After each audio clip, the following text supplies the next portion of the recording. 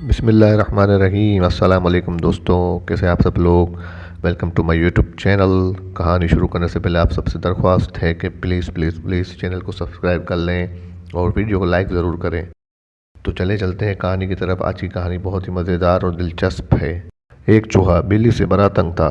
हर वक्त इसे बिल्ली के हमले का खौफ रहता था। इसने अपनी फरियाद किसी को सुनाई, जिसने चूहे को बतलाया कि फ़लाँ जगह करामत वाला मुर्शिद है, तुम इसके पास जाकर अपनी फरियाद सुना दो। चूहा मुर्शिद के पास पहुंचा और उसको अपनी परेशानी का सबब बताया। मुर्शिद ने चूहे से कहा, बोलो तुम क्या बनना चाहते हो। चूहे के जहन पर बिल्ली की वहशत का भूत सवार था। सो चूहे ने मुर्शिद से फरमाइश की कि इसे बिल्ली बना दिया जाए। मुर्शिद ने अपनी करामत वाली लाठी चूहे के पेट पर मार दी, जिससे चूहा बिल्ली में तब्दील हो गया। अब चूहा बिला खौफ जिंदगी गुजारने लगा।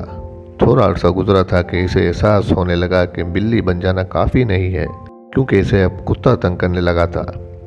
चूहा एक मरतबा फिर मुर्शिद की खिदमत में हाजिर हुआ और अर्ज़ की कि इसकी नस्ल बिल्ली से तब्दील करके कुत्ता किया जाए। फिर करामत वाली लाठी उसके पेट पर पड़ी, जिससे बिल्ला कुत्ते में बदल गया। कुछ अरसा गुजरा था कि इसने देखा कि कुत्ते की अहमियत शेर के आगे कुछ नहीं। इसे हिर्स होने लगा। वो एक मरतबा फिर मुर्शिद की खिदमत में पहुंचा और इससे फरमाइश कर डाली कि इसे कुत्ते से तब्दील करके शेर बना दिया जाए। चुनाचा ये फरमाइश भी पूरी कर दी गई। अब कुत्ता शेर बन गया था। शेर बनने के बाद इसके तेवर मुकम्मल तौर पर बदल गए थे। वो दीगर जानवरों पर बिला वजह रौब झाड़ने लगा था।